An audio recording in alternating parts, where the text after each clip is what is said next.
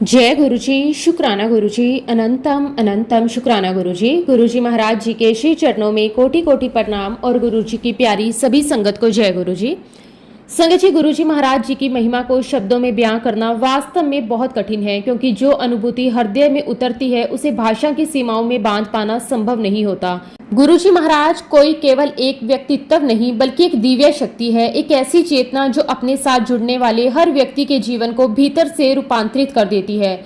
जब गुरुजी महाराज एक बार किसी संगत का हाथ थाम लेते हैं तो वह साथ क्षणिक नहीं होता, वह केवल इस एक जीवन तक सीमित नहीं रहता, वह जन्मों जन्मों का साथ बन जाता है। एक ऐसा रिश्ता जो परिस्थिति और दूरी से परे होता है, एक ऐसा अटूट बंधन है जिसमें गुरु और अपने शिष्य को हर परिस्थिति में संभालते हैं, मार्ग दिखाते हैं और हर कठिनाई में उसका सहारा बनते हैं। संगत जी, आज का सत्संग बहुत ही सुंदर, बहुत ही प्यारा सत्संग है। गुरुजी महाराज जी की बहुत ही प्यारी और ब्लेस्ड संगत का सत्संग है। संगत जी, सत्संग को पूरा जरूर सुने, पूरे भक्ति भाव के साथ सुने, क्योंकि हर एक सत्संग में गुरुजी महाराज अपनी भरपूर ब्लेसिंग्स हमें देते हैं और हमारे मन में चल रहे हर एक सवाल का उत्तर हमें मिलता है। संगत जी, सत्संग शुरू करने से पहले मैं आप सबसे एक छोटी सी रिक्वेस्ट करूंगी कि अगर अभी तक आपने गुरुजी की संगत चैनल को सब्सक्राइब नहीं किया है तो हमारे इस चैनल को सब्सक्राइब जरूर कर लें, क्योंकि इस चैनल पर आपको गुरुजी के बहुत ही प्यारे प्यारे सत्संग सुनने को मिलते रहेंगे। तो चलिए संगत जी, पूरे भक्ति भाव के साथ, पूरी श्रद्धा के साथ आज के सत्संग की शुरुआत करते हैं। जय गुरुजी, शुक्राना गुरुजी, अनंतम अनंतम शुक्राना गुरुजी। संगत जी, सबसे पहले मैं अपने सतगुरु, अपने प्यारे गुरुजी महाराज जी के श्री चरणों में कोटि कोटि प्रणाम करती हूँ और गुरुजी की समस्त प्यारी संगत को दिल से नमस्कार। जय गुरुजी, शुक्राना गुरुजी। संगत जी, गुरुजी महाराज जी का दिल से, आत्मा से, हर श्वास से शुक्राना। उन्होंने मुझे जैसी साधारण आत्मा को अपनी सत्संग की सेवा के योग्य समझा, मुझे वो अवसर दिया मैं उनके अनुभवों को, उनकी कृपा को, उनके चमत्कारों को आप सभी के साथ साझा कर सकूं। सच में संगत जी, ये भी उनकी ही मेहर है, उनका ही आशीर्वाद है। शुक्राना मेरे मालिक, आपका कोटि कोटि शुक्राना। आज मैं आपके साथ वो अनुभव, वो पल, वो घटनाएं साझा करने जा रही हूँ जो मेरे जीवन के सबसे कीमती हिस्से हैं। वो क्षण जिनमें गुरुजी महाराज जी ने मुझे अपनी उपस्थिति का एहसास करवाया, अपनी कृपा का अनुभव करवाया, मुझे ये सिखाया कि जब गुरु का हाथ सर पर होता है तो जीवन कैसे धीरे धीरे बदलने लगता है। संगत जी, सच कहूँ तो मुझे ये तो ठीक नहीं पता कि मैं गुरुजी महाराज जी से कब और कैसे जुड़ी, वो पहला क्षण कौन सा था जब मेरी आत्मा ने उन्हें पहचाना, लेकिन इतना जरूर कह सकती हूँ कि 2015 से मेरे जीवन में एक ऐसा दौर शुरू हुआ जहां मैंने गुरुजी के चमत्कारों को, उनकी ब्लेसिंग्स को अपने जीवन में महसूस करना शुरू कर दिया था। पिछले 10 से 12 सालों में संगत जी, मैंने जो कुछ भी अनुभव किया है, जो कुछ भी देखा है, वो मेरे लिए किसी चमत्कार से कम नहीं रहा। गुरुजी महाराज जी ने मेरे जीवन में ऐसे ऐसे परिवर्तन किए, ऐसे ऐसे अनुभव दिए कि मैं खुद भी कई बार सोच में पड़ जाती हूँ, ये सब कैसे संभव हुआ। हर बार दिल से यही आवाज आती है, ये सब केवल और केवल गुरुजी महाराज जी की कृपा है। संगत जी, इन अनुभवों ने मुझे भीतर से बदल दिया, मुझे गुरुजी के और करीब ले आए, मुझे उनके प्रति और अधिक श्रद्धा, विश्वास और प्रेम से भर दिया। मैं सच में उनके चमत्कारों से, उनकी लीलाओं से, उनकी करुणा से मंत्रमुग्ध हो गई। अब संगत जी, ये सब शुरू कैसे हुआ, उसकी शुरुआत भी बहुत ही साधारण तरीके से हुई। एक दिन मैं अपनी बचपन की एक बहुत ही करीबी दोस्त से बात कर रही थी। हम दोनों के बीच बिल्कुल सामान्य बातचीत चल रही थी, जैसे हर दोस्त के बीच होती है। तभी अचानक उसने बातचीत के दौरान गुरुजी का जिक्र किया। मैंने उससे पूछा, कौन से गुरुजी? तो वो बोली, डुगरी वाले गुरुजी। संगत जी, उस समय मेरे लिए नाम बिल्कुल नया था। मेरे मन में जिज्ञासा उत्पन्न हुई और मैंने उससे गुरुजी के बारे में और पूछना शुरू कर दिया। तब मेरी फ्रेंड ने मुझे बहुत ही प्रेम से, बहुत ही विस्तार से गुरुजी महाराज जी के बारे में बताया। उसने अपने कई व्यक्तिगत अनुभव, अपने सत्संग मेरे साथ साझा किए। संगत जी, जब मैंने उनके अनुभव सुने तो मेरे मन में एक अलग ही भावना उत्पन्न हुई। मुझे बहुत अच्छा लगा, एक अजीब सी शांति महसूस हुई, जैसे कुछ भीतर छू गया हो। उस समय संगत जी, मैं यूएसए में रहती थी, वो भी एक ऐसी जगह पर जहां इंडियन पॉपुलेशन बहुत कम थी। जाहिर सी बात है, वहां गुरु की संगत भी नहीं थी, ना कोई ऐसा वातावरण, ना कोई ऐसा ग्रुप जहां बैठकर मैं इन बातों को और गहराई से समझ पाती। शायद यही कारण था संगत जी कि उस समय मैं गुरुजी के साथ उतनी गहराई से जुड़ नहीं पाई। एक कनेक्शन तो बन रहा था, लेकिन वो बहुत हल्का था, बहुत शुरुआती स्तर पर था। लेकिन संगत जी, गुरुजी जब किसी को अपनी ओर खींचते हैं तो रास्ते अपने आप बनने लगते हैं। मेरे पास उस समय जो भी ऑनलाइन सत्संग आते थे, चाहे किसी के द्वारा भेजे गए थे या इंटरनेट पर मिल जाएं, मैं उन्हें बहुत ही ध्यान से सुनती। धीरे धीरे ये एक आदत बन गई। फिर संगत जी मेरे अंदर एक जिज्ञासा बढ़ने लगी। मैं खुद से गुरुजी के बारे में और खोजने लगी, उनके बारे में पढ़ने लगी, सुनने लगी और जानने लगी। ऐसे ही एक दिन मुझे बड़े मंदिर की वेबसाइट मिली। वहां पर मुझे बहुत सारे सत्संग मिले, बहुत सारे शब्द मिले। संगत जी वो मेरे लिए जैसे एक खजाना था। मैं रोजाना उन्हें सुनने लगी। डेली बेसिस पर सुबह शाम जब भी समय मिलता मैं गुरुजी के शब्द सुनती, सत्संग सुनती। संगत जी मुझे गुरुजी के शब्द गुरबानी सुनना बहुत अच्छा लगता था। उनके शब्दों में एक अलग ही शक्ति थी, एक अलग ही खिंचाव था। सत्संग भी बहुत अच्छे लगते थे, हर अनुभव दिल को छू जाता था। लेकिन संगत जी सच कहूँ, फ्रैंकली स्पीकिंग, उस समय तक मेरा गुरुजी के साथ वो गहरा, वो स्ट्रॉन्ग कनेक्शन नहीं बन पाया। अब संगत जी एक दिन की बात है और ये वही समय था जब मेरी जिंदगी एक बहुत ही सामान्य की दिनचर्या में चल रही थी। सब कुछ ठीक ठाक लग रहा था, कोई खास परेशानी नहीं थी। लेकिन जैसे कई बार होता है, जीवन हमें बिना किसी चेतावनी के एक ऐसी स्थिति में ले आता है जहां से हमें बहुत कुछ सीखने को मिलता है। संगत जी उस दिन अचानक मेरी पीठ में बहुत तेज दर्द शुरू हो गया। शुरुआत में ये दर्द इतना सामान्य लगा कि मैंने उस पर ज्यादा ध्यान नहीं दिया। मुझे लगा कि शायद ये मसल्स पेन होगा, शायद कहीं गलत तरीके से बैठने या उठने के कारण हो गया होगा। हम अक्सर ऐसी छोटी छोटी चीजों को नजरअंदाज कर देते हैं, ये सोचकर कि अपने आप ठीक हो जाएगी। मैंने भी यही किया संगत जी। मैंने उस दर्द को इग्नोर करना शुरू कर दिया। खुद को समझाती रही कि ये कुछ नहीं है, थोड़ी देर में ठीक हो जाएगा या एक दो दिन में अपने आप चला जाएगा। लेकिन संगत जी जो चीज हम नजरअंदाज करते हैं, कई बार वही हमें मजबूर कर देती है कि हम उसकी ओर ध्यान दें। ऐसे ही करते करते 4 से 5 दिन बीत गए। लेकिन इन 4-5 दिनों में जो हुआ वो ये था कि दर्द कम होने की बजाय धीरे धीरे और बढ़ने लगा। हर दिन के साथ उसकी तीव्रता बढ़ती जा रही थी। पहले जो हल्का सा खिंचाव महसूस होता था, अब वो एक गहरे दर्द में बदल चुका था। संगत जी अब स्थिति ये हो गई कि बैठना, उठना, चलना सब मुश्किल लगने लगा। लेकिन फिर भी मैं अपने आप को यही कहकर समझाती रही कि ये मसल्स पेन ही है, ठीक हो जाएगा। फिर संगत जी शुक्रवार का दिन आया। वो दिन मेरे लिए एक टर्निंग पॉइंट बन गया। उस दिन सुबह जब मैं उठी तो मेरी पीठ का दर्द इतना ज्यादा बढ़ चुका था कि वह केवल पीठ तक सीमित नहीं रहा, बल्कि धीरे धीरे मेरे पैरों तक फैल गया। जैसे कोई नस खींच रही हो, जैसे कोई दबाव लगातार नीचे की ओर जा रहा हो। जब मैंने खड़े होने की कोशिश की तो मैं ठीक से खड़ी भी नहीं हो पा रही थी। मेरे पैरों में इतनी कमजोरी और दर्द था कि मुझे सहारा लेना पड़ रहा था। उस समय मुझे एहसास हुआ कि अब ये कोई सामान्य दर्द नहीं है। तब संगत जी मैंने अपने हस्बैंड से कहा कि अब दर्द बहुत बढ़ गया है, अब हमें डॉक्टर को दिखाना चाहिए। हम तुरंत डॉक्टर के पास गए। डॉक्टर ने मेरी स्थिति को देखा, मेरी बातें सुनी और फिर उन्होंने भी यही कहा कि ये मस्कुलर पेन ही लग रहा है। उन्होंने बताया क्योंकि दर्द पीठ से होते हुए पैरों में उतर गया है, इसलिए बहुत संभावना है कि ये साइटिका का दर्द हो।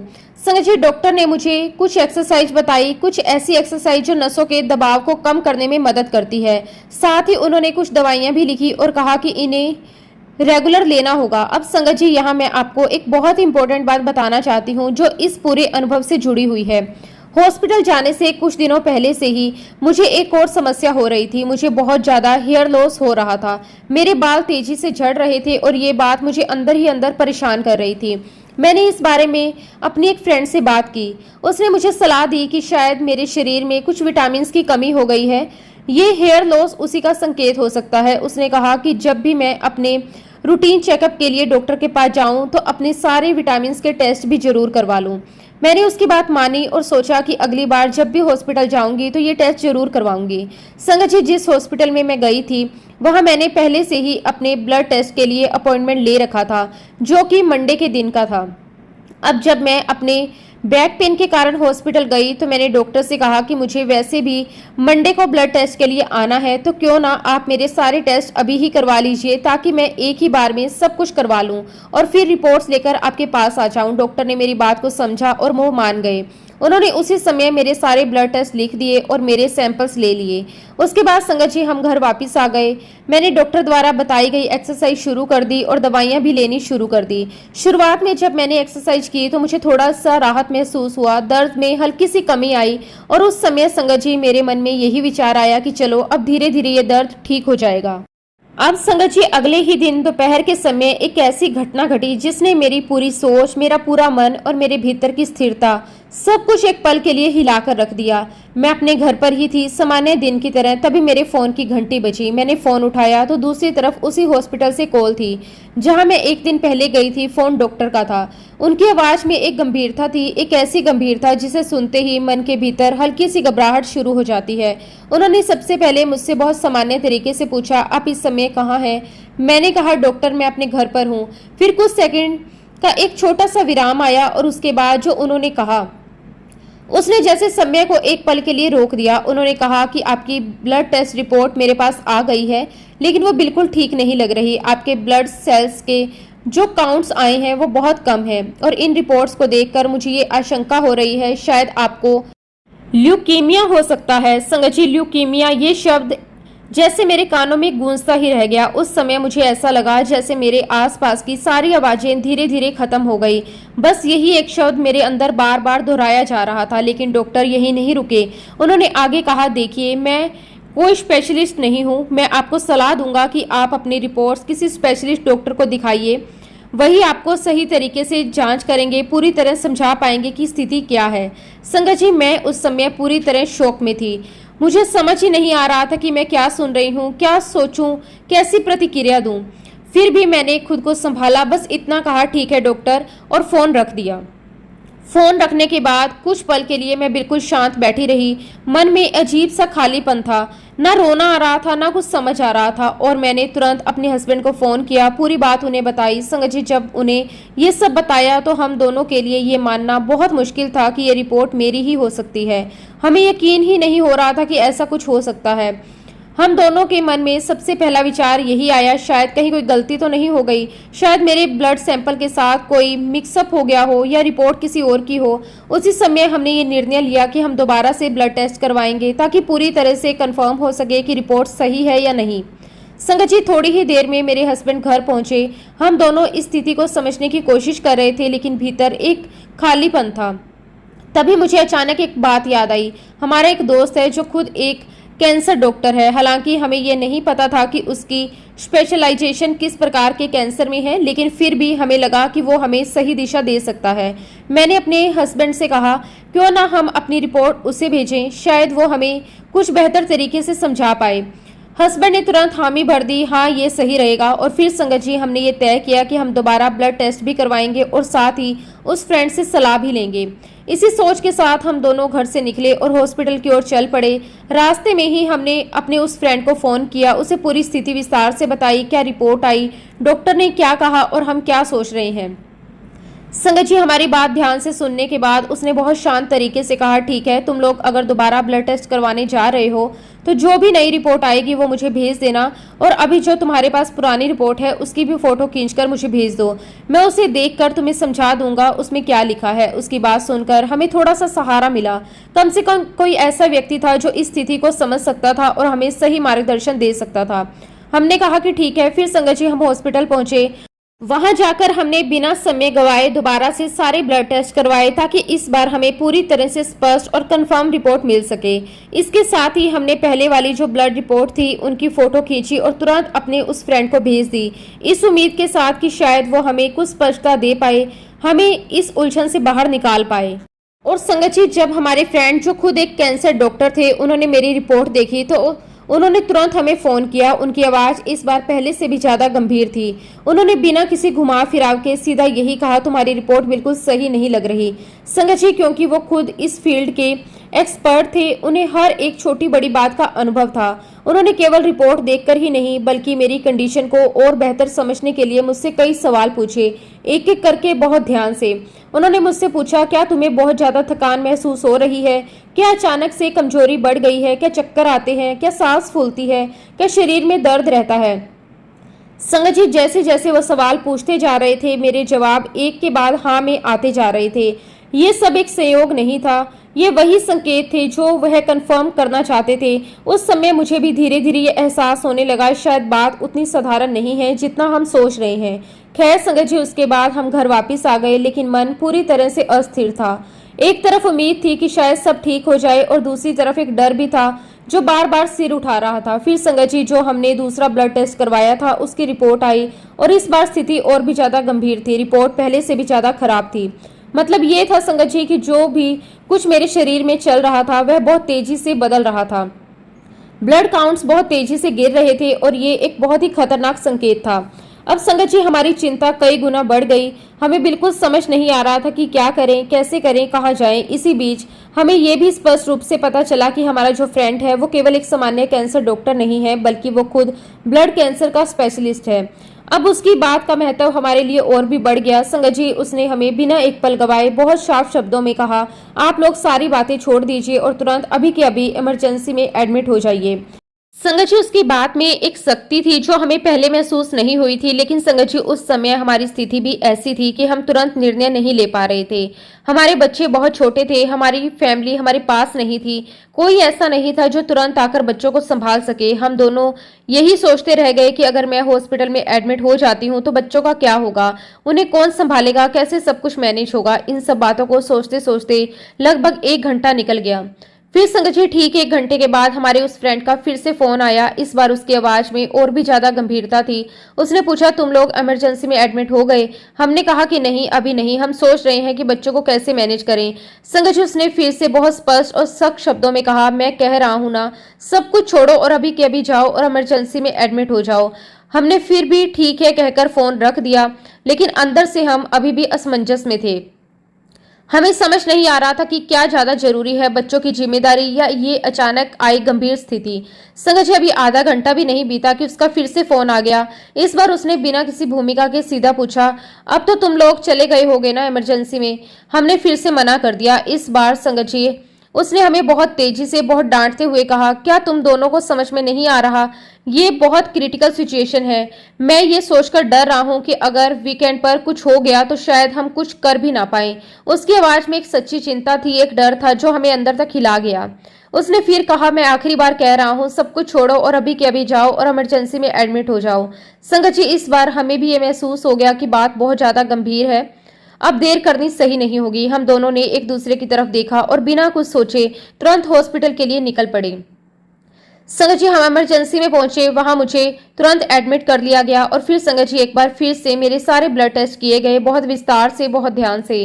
अब जो रिपोर्ट आई वो पहले से भी ज्यादा खराब थी। मेरे ब्लड काउंट्स बहुत ज्यादा गिर चुके थे और इसका सीधा मतलब था संगत जी कि ये बीमारी बहुत तेजी से बढ़ रही थी।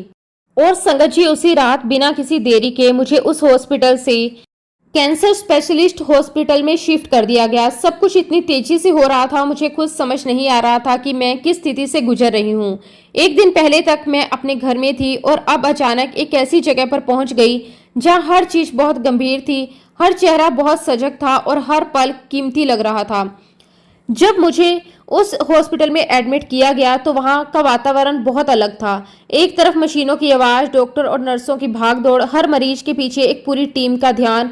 यह सब देखकर मन के भीतर एक अजीब सी घबराहट भी थी और साथ ही एक उम्मीद भी कि शायद अब सही जगह पर आ गई हूँ। संगत जी, थोड़ी ही देर बाद मेरे कमरे में एक नर्स आई। उसने बहुत ध्यान से मेरी फाइल देखी, फिर मेरी तरफ देखा और बड़े सहज भाव से मुझसे पूछा, मैंने सुना है कि तुम्हें अपनी कंडीशन के बारे में आज ही पता चला है? मैंने धीरे से हाँ कहा। फिर उसने थोड़ा आश्चर्य जताते हुए कहा, लेकिन मुझे ये समझ नहीं आ रहा कि तुम इतनी जल्दी इस हॉस्पिटल तक कैसे पहुंच गई।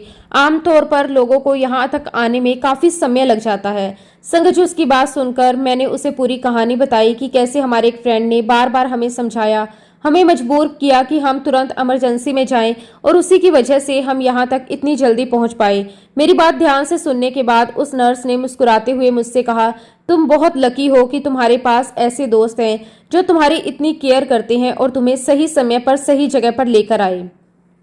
संगत जी, उस समय तो मैंने बस उसकी बात को एक सामान्य प्रतिक्रिया की तरह लिया। मैंने थैंक यू कहा और बात वहीं खत्म हो गई। लेकिन संगत जी, जब बाद में मैंने इस पूरी घटना को शांत मन से याद किया, एक एक पल को दोबारा जीने की कोशिश की, तब मुझे एहसास हुआ कि यह कोई साधारण बात नहीं थी। वह केवल एक फ्रेंड नहीं था, वह केवल एक संयोग नहीं था, वो मेरी जिंदगी का पहला बड़ा चमत्कार था। क्योंकि संगत जी, इतनी जल्दी सही जगह पर पहुंच जाना, जहां सही डॉक्टर, सही इलाज और सही समय पर सब कुछ मिल जाए, ये अपने आप में एक बहुत बड़ा सत्संग है। और उस पल मुझे पूरी तरह से विश्वास हो गया कि ये सब कुछ कोई और नहीं बल्कि मेरे गुरुजी महाराज ही कर रहे हैं। वही थे जिन्होंने उस फ्रेंड को हमारे जीवन में भेजा, वही थे जिन्होंने उसे सही समय पर हमें बार बार फोन करने के लिए प्रेरित किया, वही थे जिन्होंने हमें उस गंभीरता का एहसास करवाया। क्योंकि संगत जी, वो फ्रेंड सिर्फ एक डॉक्टर नहीं था, वो खुद एक ब्लड कैंसर स्पेशलिस्ट था। अब सोचिए संगत जी, अगर वही व्यक्ति हमारे जीवन में ना होता, अगर वो हमें बार बार मजबूर ना करता, तो शायद हम उस दिन भी देर कर देते और शायद स्थिति और भी गंभीर हो सकती थी। इसलिए संगत जी, उस दिन मुझे ये समझ में आया कि गुरुजी अपनी संगत का ख्याल किस तरह रखते हैं, कभी किसी व्यक्ति के माध्यम से, कभी किसी परिस्थिति के माध्यम से, लेकिन वो हमें अकेला नहीं छोड़ते। खैर संगत जी, उसके बाद हमने अपने पेरेंट्स को ये सारी बात बताई। उस समय मेरे मम्मी पापा इंडिया में पंजाब में रहते थे। जैसे ही उन्होंने ये सुना कि मेरी तबीयत इतनी खराब है, मुझे कैंसर स्पेशलिस्ट हॉस्पिटल में एडमिट किया गया है, वो बहुत ही ज्यादा चिंतित हो गए। माँ का दिल तो वैसे ही बहुत भावुक होता है संगत जी, और जब बात अपने बच्चों की हो तो वो एक पल भी चैन से नहीं बैठ सकता। मेरे मम्मी पापा ने तुरंत ये निर्णय लिया कि वो मेरे पास आएंगे, चाहे कुछ भी हो जाए। उन्होंने बिना देर किए अगली फ्लाइट बुक कर ली। बस एक ही विचार था कि जितनी जल्दी हो सके अपनी बेटी के पास पहुंचना है। अब संगत जी, पंजाब में जहां मेरे मम्मी पापा रहते हैं, वहीं पास में मेरी मम्मी की एक बहुत ही अच्छी फ्रेंड भी रहती है। जब मम्मी ने उन्हें ये सारी बात बताई कि मेरी तबीयत के बारे में, हॉस्पिटल के बारे में, तो उन्होंने मम्मी से कहा, तुम एक काम करो, जाने से पहले गुरुजी का तांबे का लोटा ब्लेस करके अपने साथ ले जाओ। संगत जी, सुनकर मम्मी ने उनसे कहा, देखो हमें तो बहुत जल्दी निकलना है, यहाँ से दिल्ली जाना है और फिर वहां से फ्लाइट लेनी है। मेरे पास इतना समय नहीं है कि मैं बड़े मंदिर जाकर लोटा ब्लेस करवा सकूं। फिर मम्मी ने यह भी कहा कि हाँ, अगर कोई मुझे पहले से ब्लेस किया हुआ लोटा दे दे तो मैं उसे अपने साथ ले जा सकती हूँ। तभी संगत जी, मेरी मम्मी की जो फ्रेंड थी, उन्होंने बिना एक पल गवाए अपनी एक और फ्रेंड को फोन किया जो दिल्ली में रहती थी। अब देखिए संगत जी, यहाँ भी एक बहुत गहरी बात छुपी हुई है। वो आंटी जो दिल्ली में रहती थी, ना तो मुझे जानती थी, ना ही मेरा उनसे कोई परिचय था, ना कभी मुलाकात हुई थी और ना कभी कोई बातचीत। लेकिन फिर भी जैसे ही उन्हें मेरी स्थिति के बारे में बताया गया, उन्होंने बिना किसी हिचकिचाहट के तुरंत ये निर्णय लिया कि वो मेरी मदद करेंगी।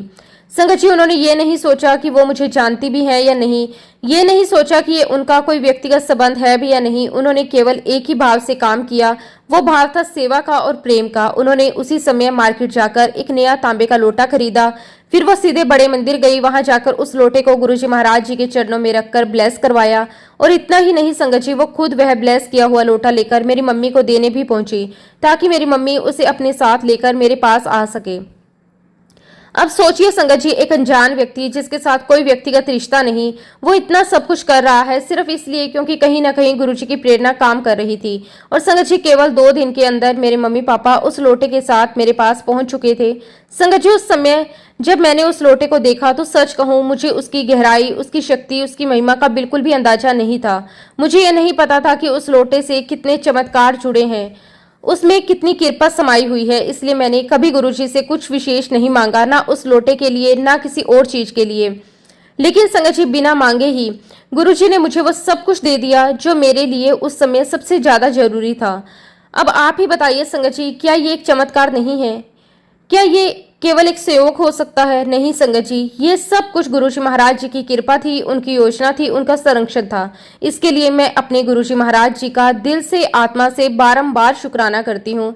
शुक्राना मेरे मालिक, आपका कोटि कोटि शुक्राना। आप अपनी संगत का कितना ख्याल रखते हैं, आपको हर एक पल की खबर रहती है, कहाँ क्या हो रहा है, किसी किस समय क्या चाहिए, सब कुछ आपको पता होता है। शुक्राना गुरुजी, आपका कोटि कोटि शुक्राना। खैर संगत जी, जब मैं हॉस्पिटल में एडमिट थी तब डॉक्टरों ने मेरे बहुत सारे टेस्ट किए, हर तरह की जांच, हर एंगल में मेरी कंडीशन को समझने की कोशिश। धीरे धीरे उन्हें यह स्पष्ट हो गया कि मुझे जो कैंसर है उसका प्रकार क्या है, वह कितनी तेजी से बढ़ रहा है और उसके अनुसार किस प्रकार का ट्रीटमेंट दिया जाना चाहिए। संगत जी, एक दिन डॉक्टर मेरे कमरे में आए। उन्होंने बहुत ही शांत और प्रोफेशनल तरीके से मुझसे बात करनी शुरू की। उन्होंने कहा, हमें आपको बोन मैरो से सैंपल लेना होगा। इसके लिए हमें आपकी हड्डी को ड्रिल करना पड़ेगा और फिर उस सैंपल को बायोप्सी के लिए भेजना होगा। संगत जी, जब डॉक्टर ये सब समझा रहे थे उस समय मेरी पीठ का दर्द पहले से बहुत ज़्यादा था, हर एक मूवमेंट में दर्द महसूस होता था। अब ये सुनकर कि उसी क्षेत्र में ड्रिलिंग करनी पड़ेगी, मन के अंदर एक डर भी था और असहजता भी। लेकिन उसी समय संगत जी, मुझे एक बहुत बड़ी बात समझ में आई। जो दर्द मैं पिछले कई दिनों से महसूस कर रही थी, जिसे मैं मसल्स पेन समझकर नजरअंदाज कर रही थी, वो कोई साधारण दर्द नहीं था। वो संकेत था, वो एक चेतावनी थी कि मेरे शरीर के अंदर कुछ गंभीर चल रहा है। और तब मुझे ये एहसास हुआ संगत जी कि ये जो बैक पेन था, ये मसल्स का पेन नहीं था। ये मसल्स का पेन नहीं, ये हड्डियों का दर्द था। और जब ये सच्चाई सामने आई तब मुझे समझ में आया कि मेरा शरीर कितने समय से मुझे संकेत दे रहा था।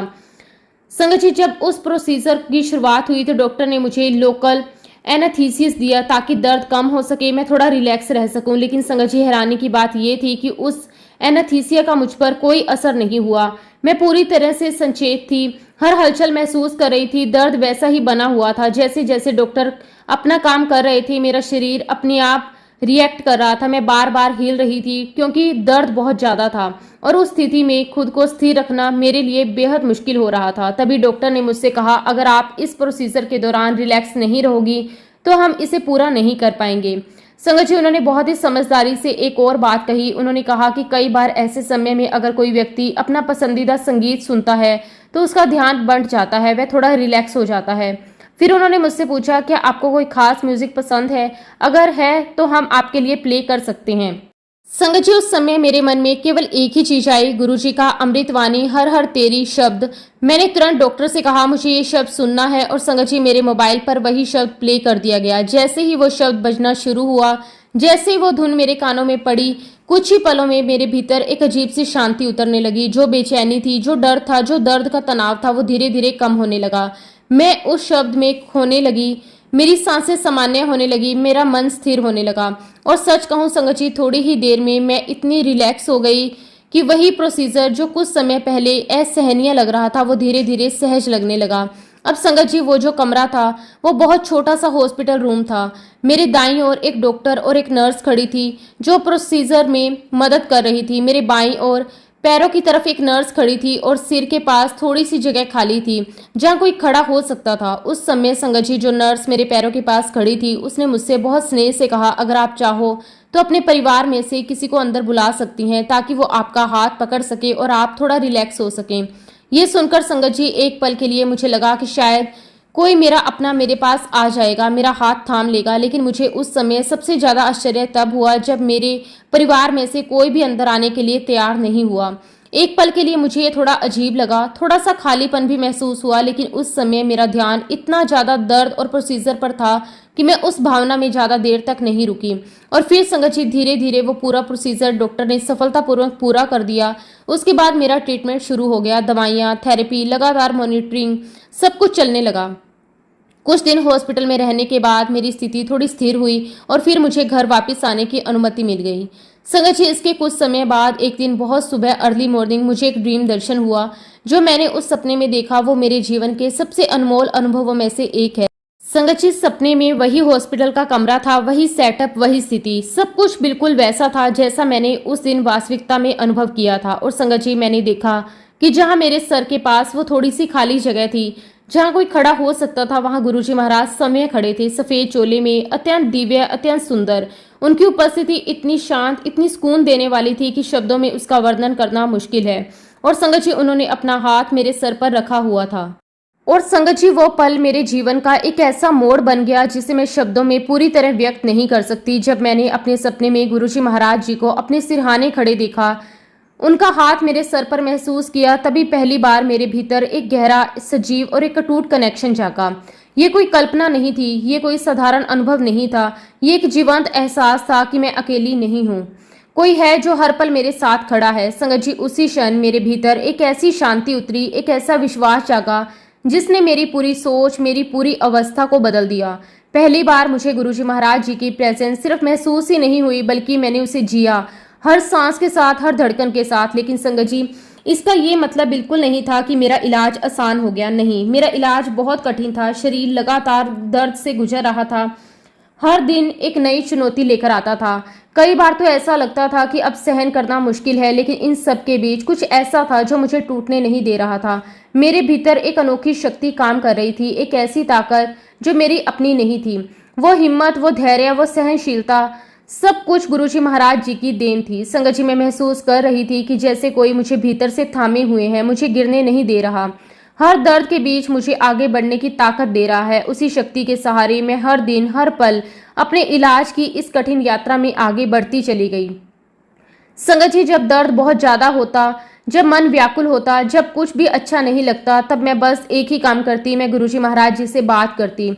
उनसे वैसे ही बात करती जैसे कोई अपने सबसे करीबी से बात करता है। अपने मन की हर एक बात, हर तकलीफ, हर डर, हर सवाल, सब कुछ मैं सिर्फ उन्हें ही बताती। धीरे धीरे ये मेरा रूटीन बन गया, मेरी आदत बन गई कि जो हो मैं सबसे पहले गुरुजी से शेयर करूं। संगत जी, डॉक्टरों ने मुझे बहुत सारे पेन किलर्स दी, दर्द को कम करने की तरह तरह की दवाइयाँ चल रही थी, लेकिन उन दवाइयों को लगातार लेते लेते मेरा शरीर भी थक गया और मन भी। एक दिन बहुत थकान और बेचैनी के बीच मैंने गुरुजी महाराज जी से दिल से कहा कि गुरुजी, मुझसे ये दवाइयाँ नहीं खाई जाती। और संगत जी, जैसे ही मैंने ये कहा, उसी पल बिल्कुल स्पष्ट, बिल्कुल सजीव मुझे गुरुजी महाराज जी की आवाज़ सुनाई दी, छाड़ दे सारियाँ। वो आवाज़ इतनी साफ थी, इतनी वास्तविक थी कि मुझे एक पल के लिए भी संदेह नहीं हुआ। और संगत जी, उसी क्षण मैंने अपनी सारी दवाइयाँ बंद कर दी। अब आप सोचिए संगत जी, एक ऐसा मरीज जो इतनी गंभीर बीमारी से गुजर रहा है, इतना दर्द सह रहा है, वो अपनी पेन किलर्स तक छोड़ दे, ये कोई साधारण बात नहीं है। दर्द तो होता था, बहुत होता था, लेकिन अब जब भी दर्द उठता, मैं तुरंत गुरुजी का मंत्र जाप शुरू कर देती। और संगत जी, ये कोई बढ़ा चढ़ाकर कही हुई बात नहीं है। सच में ऐसा लगता था जैसे वो दर्द कहीं गायब हो गया। मुझे समझ ही नहीं आता था कि वो दर्द गया कहाँ। बस एक शांति आ जाती, एक सुकून आ जाता। और इसी बीच संगत जी, आप विश्वास नहीं करेंगे, मैं अपने ऑफिस भी जा रही थी, अपने बच्चों की देखभाल भी कर रही थी, घर के काम भी संभाल रही थी। सब कुछ ऐसे चल रहा था जैसे मेरी जिंदगी बिल्कुल सामान्य हो। किसी को देखकर यह अंदाजा ही नहीं हो सकता कि मैं अंदर से किस स्थिति से गुजर रही हूँ। और संगत जी, ये जो ताकत थी, ये जो संतुलन था, ये जो सामान्यता थी, वो सब कुछ सिर्फ और सिर्फ मंत्र जाप से मिल रहा था। सच में संगत जी, मंत्र जाप में बहुत बहुत शक्ति है। थैंक यू सो मच गुरुजी महाराज, आपका अनंतम अनंतम शुक्राना। ये शब्द भी संगत जी मेरे दिल की भावनाओं को पूरी तरह व्यक्त नहीं कर सकते। मेरे जीवन के हर एक कदम पर आपने मुझे थामा, मुझे रास्ता दिखाया। जब मैं भटकने लगी तो आपने मुझे संभाला, जब मैं टूटने लगी तो आपने मुझे हिम्मत दी। आपने ही सिखाया कि मुझे क्या करना है, कैसे करना है, कब रुकना है और कब आगे बढ़ना है। संगत जी, इसी तरह मेरी जिंदगी धीरे धीरे आगे बढ़ती रही। हर दिन अपने साथ एक नया अनुभव लेकर आता था, लेकिन एक चीज स्थिर थी, गुरुजी महाराज जी का साथ, उनकी उपस्थिति, उनका संरक्षण। और फिर संगत जी, एक रात की बात है, मैं अपने बिस्तर पर लेटी हुई गहरी नींद में थी, लेकिन अचानक मुझे ऐसा महसूस हुआ जैसे मेरी सांस रुक रही है, जैसे कोई मेरे सीने पर भारी बोझ रख रहा हो, जैसे हवा होते हुए भी मेरे अंदर नहीं जा पा रही हो। एक अजीब सी घबराहट होने लगी, दिल तेजी तेजी से धड़कने लगा, मन बेचैन हो उठा। मैंने सोचा कि मैं अपने हस्बैंड को उठाऊं, उन्हें आवाज़ दूं, लेकिन संगत जी, जितनी कोशिश करती उतना ही महसूस होता कि मैं कुछ कर ही नहीं पा रही। मेरी आवाज़ जैसे कहीं अटक गई, मेरे शरीर जैसे सुन्न हो गया, मैं चाहकर भी हिल नहीं पा रही थी, बोल नहीं पा रही थी। उसी अजीब असहाय अवस्था में संगत जी, मुझे एक ड्रीम दर्शन हुआ। सपने में मैंने खुद को अपने बचपन के घर में पाया, वही घर, सेक्टर 33 चंडीगढ़ वाला घर। हर चीज इतनी वास्तविक थी जैसे मैं सच में वहीं वापस पहुंच गई। मैंने देखा कि मैं अपनी मम्मी के कमरे में लेटी हुई हूँ और मेरी तबीयत बहुत खराब है, जैसे मैं बेहद कमजोर, बिल्कुल असहाय। तभी संगत जी, अचानक उस कमरे का माहौल बदलने लगा, एक अलग ही ऊर्जा महसूस होने लगी और मैंने देखा गुरुजी महाराज कमरे में प्रवेश कर रहे हैं। उनके साथ उनकी संगत भी थी, कई लोग साथ में थे, लेकिन मेरी नज़र तो सिर्फ और सिर्फ गुरुजी महाराज जी पर टिकी हुई थी। संगत जी, यहाँ मैं एक बात पूरे दिल से कहना चाहूंगी, मैं खुद को बहुत सौभाग्यशाली मानती हूँ कि मेरी इस पूरी जर्नी में गुरुजी महाराज जी ने मुझे बार बार ड्रीम दर्शन दिए, हर बार मुझे सिखाया, मुझे समझाया, मुझे रास्ता दिखाया। एक बात जो मैंने हर बार नोटिस की, जब भी मुझे गुरुजी के दर्शन हुए, वो हमेशा युवा स्वरूप में दिखाई दिए, एकदम प्रसन्न, मुस्कुराते हुए, दिव्य आभा के साथ। लेकिन इस बार संगत जी, इस बार कुछ अलग था। इस बार जब मैंने गुरुजी को देखा, वो काफी वृद्ध दिखाई दे रहे थे, उनकी चाल धीमी थी, जैसे वो बहुत ही धीरे धीरे चल रहे हो। ऐसा लग रहा था जैसे वो खुद बीमार हो, जैसे उनके शरीर में भी कमजोरी हो। और जैसे जैसे वो मेरी ओर बढ़ते गए, वैसे वैसे मेरे भीतर कुछ बदलने लगा। जो बेचैनी थी वो कम होने लगी, जो घबराहट थी वो शांत होने लगी। मैं धीरे धीरे बेहतर महसूस करने लगी, जैसे कोई मेरे अंदर से दर्द खींच रहा हो। फिर संगत जी, गुरुजी मेरे पलंग पर आकर बैठ गए और मैं तुरंत उठकर उनके चरणों के पास बैठ गई। मैंने ऊपर देखा, उनकी ओर देखा और उस क्षण में एक अजीब सी शांति, एक गहरा सुकून मेरे भीतर भर गया। तभी गुरुजी ने मेरी ओर देखते हुए बहुत ही सहज भाव से कहा, तू अपना नाम समानता रख ले। मैं थोड़ी हैरान हुई। मैंने धीरे से कहा, गुरुजी समानता।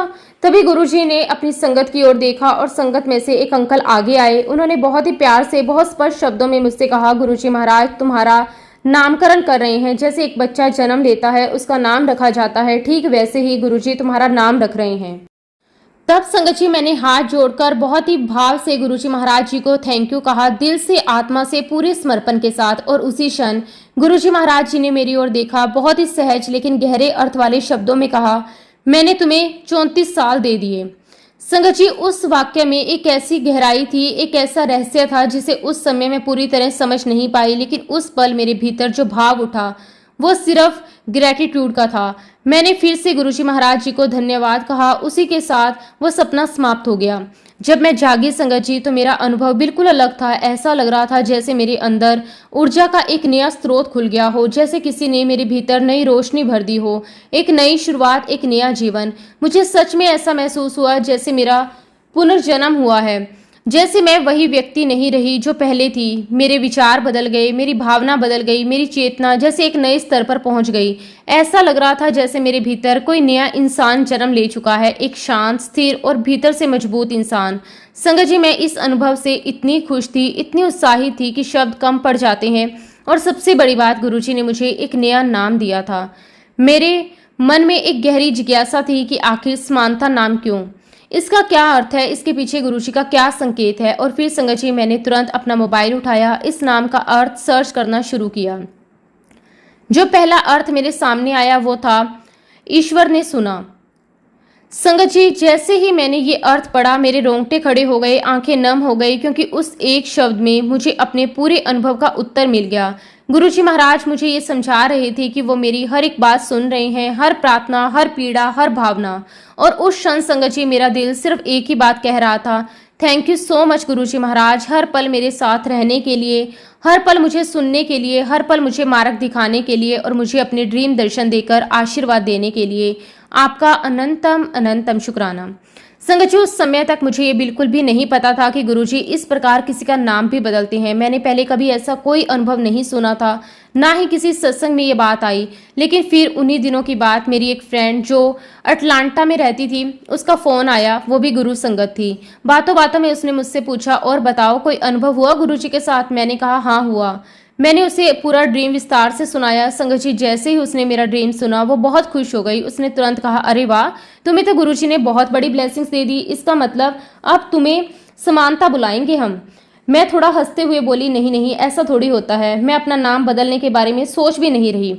लेकिन संगत जी मेरी फ्रेंड ने बहुत ही विश्वास के साथ कहा, नहीं ये कोई साधारण बात नहीं है, ये गुरुजी महाराज जी की सीधी सीधी ब्लेसिंग है। फिर उसने मुझे अपने कुछ ऐसे फ्रेंड्स के बारे में बताया जिनका नाम भी गुरुजी ने बदला था, उनके अनुभव भी सुनाए। उसके बाद संगत जी मेरे भीतर एक जिज्ञासा और बढ़ गई। मैंने और कई अनुभव सुने, कई लोगों के बारे में जाना जिनका नाम गुरुजी महाराज जी ने समय बदल दिया था। और फिर एक दिन मैंने एक ऐसा अनुभव सुना जिसने मुझे भीतर तक छू लिया। उसमें एक आंटी ने गुरुजी महाराज जी से कहा कि गुरुजी आपने कई लोगों के नाम बदले हैं, मेरा भी नाम बदल दीजिए। तो गुरुजी ने बहुत ही स्पष्ट शब्दों में कहा, नहीं, ये जिनके लिए ब्लेसिंग होती है उन्हीं का नाम बदला जाता है, सबका नहीं।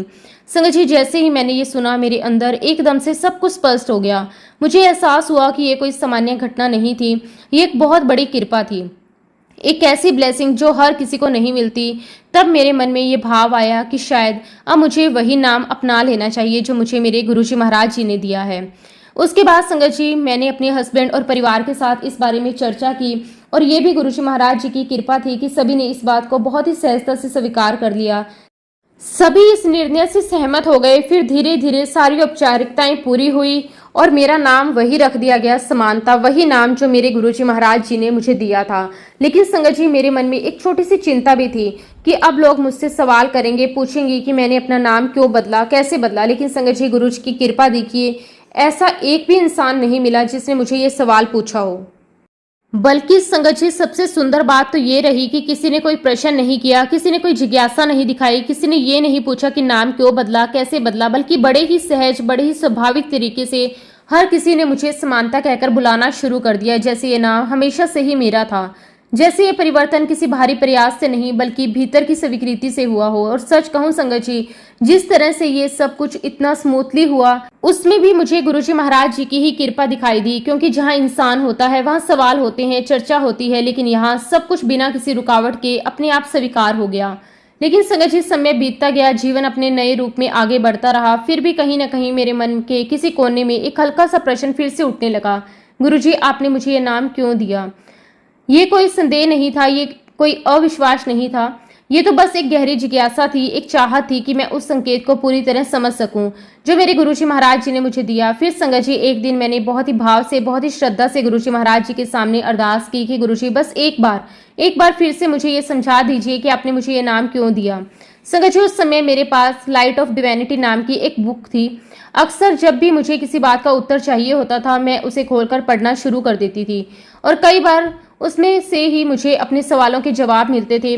उस दिन भी मैंने वही किया। मैंने वो बुक उठाई, शांत मन से उसे खोला और जैसे ही मैंने पन्ना खोला, सामने एक आंटी का सत्संग आ गया। मैंने पढ़ना शुरू किया धीरे धीरे ध्यान से, लेकिन पढ़ते पढ़ते मुझे लगा कि इसमें तो ऐसी कोई बात नहीं है जिससे मुझे मेरे प्रश्न का उत्तर मिल सके। एक पल के लिए मन में आया कि शायद आज जवाब नहीं मिलेगा, लेकिन फिर सोचा अब पढ़ना शुरू किया है तो पूरा ही करना है। तो संगत जी, मैं पढ़ती रही पंक्ति दर पंक्ति। जैसे ही मैं उस सत्संग के अंतिम पैराग्राफ पर पहुंची, वहीं मुझे मेरा उत्तर मिल गया। उसमें आंटी ने लिखा था कि उनकी बेटी बहुत बीमार रहती थी, बार बार उसकी तबीयत खराब हो जाती थी और एक दिन उन्होंने गुरुजी महाराज जी से विनती की, गुरुजी ये बहुत बीमार रहती है। तब गुरुजी ने बहुत ही सरलता से कहा कि इसका नाम बदल दो। संगत जी, सिर्फ इतना ही नहीं, गुरुजी ने इस समय उस बच्ची का नाम रखा और जैसे ही उसका नाम बदला गया, वो बच्ची फिर कभी बीमार नहीं पड़ी। संगत जी, जैसे ही मैंने ये पढ़ा, मुझे लगा जैसे मेरे भीतर कुछ क्लिक हुआ, जैसे मेरे सारे सवालों के उत्तर एक क्षण में मिल गए। मैं समझ गई, मैं महसूस कर पाई कि गुरुजी ने मुझे समानता नाम क्यों दिया। सच में संगत जी, ये कोई केवल पढ़ी हुई बात नहीं थी, मैंने उसे अपने जीवन में अनुभव किया। जब से मैंने अपना नाम बदला, धीरे धीरे मेरे सारे हेल्थ इश्यूज समाप्त हो गए। मैंने खुद को पहले से ज्यादा स्वस्थ, ज्यादा पॉजिटिव महसूस रखना शुरू कर दिया। ऐसा लगने लगा जैसे मेरे जीवन में एक नई ऊर्जा प्रवाह हो रही हो, जैसे मेरे भीतर कोई स्थायी परिवर्तन हो चुका हो। संगत जी, ये सब कुछ केवल नाम बदलने से नहीं बल्कि उस नाम के साथ जुड़ी हुई गुरु कृपा से हुआ। तब से लेकर आज तक जब भी मुझे किसी बात का उत्तर चाहिए होता है, जब भी मन में कोई सवाल उठता है, तो मैं लाइट ऑफ डिविनिटी खोलकर पढ़ना शुरू कर देती हूँ और हर बार किसी न किसी रूप में मुझे उसका उत्तर मिल जाता है। संगत जी, मैं दिल से, आत्मा से गुरुजी महाराज जी का बहुत बहुत शुक्राना करती हूँ। संगत जी, सत्संग तो बहुत सारे हैं, अनुभवों की कोई कमी नहीं है। हर दिन कुछ नया सिखाता है और हर पल कुछ नया दिखाता है। लेकिन फिलहाल के लिए संगत जी, मैं अपने शब्दों को, अपनी वाणी को यहीं पे विराम देती हूँ। अगर सत्संग के दौरान मुझसे कोई गलती हुई हो तो मैं हाथ जोड़कर पूरे संगत परिवार से और गुरुजी महाराज जी से माफ़ी चाहती हूँ। जब भी गुरुजी महाराज आज्ञा देंगे, मैं अपना अगला शुक्राना सत्संग भी आप सबके साथ जरूर शेयर करूंगी। जय गुरुजी, शुक्राना गुरुजी, अनंतम अनंतम शुक्राना गुरुजी। ओम नमः शिवाय, शिव जी सदा सहाय। ओम नमः शिवाय, गुरुजी सदा सहाय। जय गुरुजी, शुक्राना गुरुजी।